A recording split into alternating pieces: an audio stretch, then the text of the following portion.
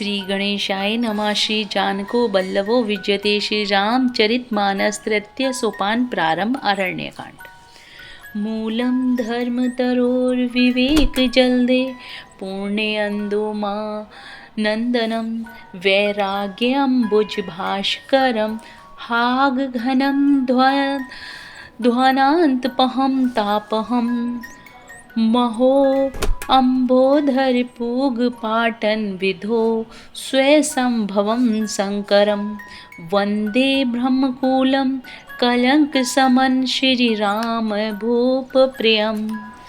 धर्म रूपी वृक्ष के मूल विवेक रूपी समुद्र को आनंद देने वाले, पूर्ण चंद्र वैराग्य रूपी कमल के विकसित करने वाले, सूर्य पाप रूपी घोर अंधकार को निश्चय ही मिटाने वाले, तीनों तापों को हरने वाले, मोह रूपी बादलों के समूह को छिन्न भिन्न करने की विधि में आकाश से उत्पन्न पवन स्वरूप ब्रह्मा जी के वंशज तथा कलंक नाशक महाराज श्री रामचंद्र जी के प्रिय श्री शंकर जी की मैं वंदना करता हूँ।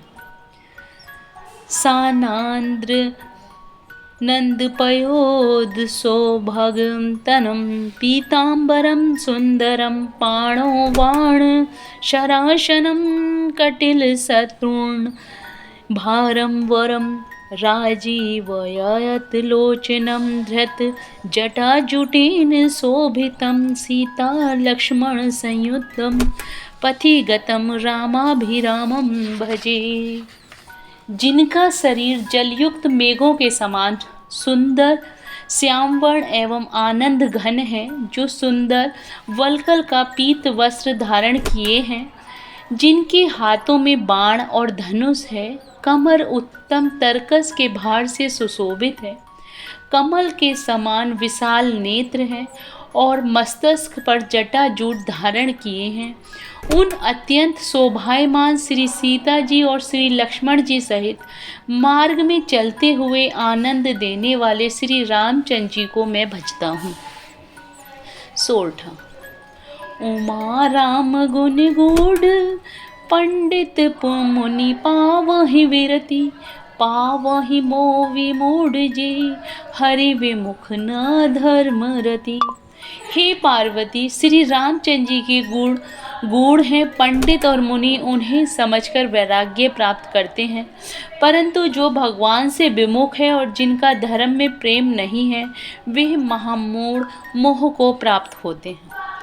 पुर नर भरत प्रीति में गाई मति अनुरूप अनूप सुहाई। अब प्रभु चरित सुनहु अति पावन करत जीवन सुर नर मुनि भावन। पूर्ववासियों के और भरत जी के अनुपम और सुंदर प्रेम का मैंने अपने बुद्धि के अनुसार गान किया। अब देवता, मनुष्य और मुनियों के मन को भाने वाले प्रभु श्री रामचंद्र जी के वे अत्यंत पवित्र चरित सुनो, जिन्हें वे वन में कर रहे हैं। एक बार चुनि कुसुम सुहाए निज कर भूषण राम बनाए। सीता ही पहिराए प्रभु सादर बैठी फटिक शिला पर सुंदर। एक बार सुंदर फूल चुनकर श्री राम जी ने अपने हाथों से भांति भांति के गहने बनाए और सुंदर स्फटिक शिला पर बैठे हुए प्रभु ने आदर के साथ वे गहने श्री सीता जी को पहनाए। सुरपति सुत धरि वायश वेश सट चाहत रघुपति वल देखा। जिमि पिपीलिका सागर था महामंद मति पावन चाहा। देवराज इंद्र का मूर्ख पुत्र जयंत कौवे का रूप धरकर श्री रघुनाथ जी का बल देखना चाहता है, जैसे महान मंदबुद्धि चींटी समुद्र का था पाना चाहती। सीता चरण चोंच हति भागा मूढ़ दम्मद मति कारण कागा।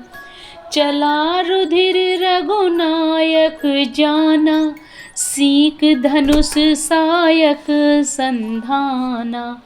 वह मूढ़ मंदबुद्धि कारण से भगवान के बल की परीक्षा करने के लिए बना हुआ कौआ सीता जी के चरणों में चोंच मारकर भागा। जब रक्त बह चला तब श्री रघुनाथ जी ने जाना और धनुष पर सींग का बाण संधान किया। दोहा 1। अति कृपाल रघुनायक सदा दीन परने, तासन आई कीन छलु मूरख अवगनु गे। श्री रघुनाथ जी तो जो अत्यंत ही कृपालु हैं और जिनका दीनों पर सदा प्रेम है, उनसे भी अब अवगुणों के घर मूर्ख जयंत ने आकर छल किया। प्रेरित मंत्र ब्रह्म सर धावा, चला भाजी वायस भय पावा। धरि निज रूप गया हूँ पितु पाही, राम विमुख राखा तेहि नाही। मंत्र से प्रेरित होकर वह ब्रह्म बाण दौड़ा, कौवा भयभीत होकर भाग चला। वह अपना असली रूप धरकर पिता इंद्र के पास गया, पर श्री रामचंद्र जी का विरोधी जानकर इंद्र ने उसको नहीं रखा। भान निराश उपजी मन त्रासा, जथा चक्र भय ऋषि दुर्वासा।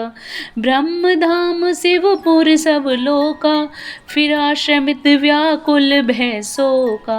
तब वह निराश हो गया, उसके मन में भय उत्पन्न हो गया, जैसे दुर्वासा ऋषि को चक्र से भय हुआ था। वह ब्रह्मलोक, शिवलोक आदि समस्त लोकों में थका हुआ और भय शोक से व्याकुल होकर भागता फिरा। काहू बैठन कहा न होई, राखी को सकहि राम कर द्रोही। मातु मृत्यु पितु समन समाना, सुधा होई विष सुनु हरि जाना। पर रखना तो दूर रहा, किसी ने उसे बैठने तक के लिए नहीं कहा। श्री राम जी के द्रोही को कौन रख सकता है? काक भुसंडी जी कहते हैं, हे गरुण सुनिए, उसके लिए माता मृत्यु के समान, पिता यमराज के समान और अमृत विष के समान हो जाता है। मित्र करहि सत रिपु के करनी, ताके हैं विबुध धन नदी बैतरनी। सब जुग ताहि अनलहु ते ताता, जो रघुवीर विमुख सुनु भ्राता। मित्र सैकड़ों शत्रुओं की सी करनी करने लगता है, देव नदी गंगा जी उसके लिए वैतरणी हो जाती हैं। हे भाई सुनिए, जो श्री रघुनाथ जी के विमुख होता है, समस्त जगत उसके लिए अग्नि से भी अधिक गर्म हो जाता है। नारद देखा विकल जयंता, लागी दया कोमल चित संता। पठवा तुरत राम पहिताही, केहसि पुकारी प्रणत हित पाही। नारद जी ने जयंत को व्याकुल देखा तो उन्हें दया आ गई, क्योंकि संतों का चित्त बड़ा कोमल होता है। उन्होंने उसे समझाकर तुरंत श्री राम जी के पास भेज दिया। उसने जाकर पुकार कर कहा, हे शरणागत के हितकारी, मेरी रक्षा कीजिए। आतुर सभे गहे सि पद जाई, त्राहि त्राहि दयाल रघुराई। अतुलित बल अतुलित प्रभुताई, मैं मति मंद जानी नहीं पाई। आतुर और भयभीत जयंत ने आकर श्री राम जी के चरण पकड़ लिए और कहा, हे दयालु रघुनाथ जी, रक्षा कीजिए, रक्षा कीजिए। आपके अतुलित बल और आपके अतुलित प्रभुता को मैं मंद बुद्धि जान नहीं पाया था। निज कृत कर्म जनित फल पायऊं, अब प्रभु पाहि शरण तकी आयऊं।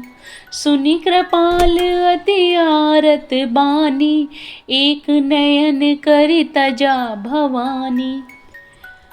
अपने किए हुए कर्म से उत्पन्न हुआ फल मैंने पा लिया है। हे प्रभु मेरी रक्षा कीजिए, मैं आपकी शरण तक कर आया हूँ।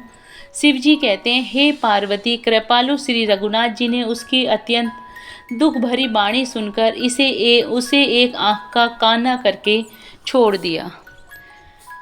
जय Shri Ram. Please like and subscribe the channel.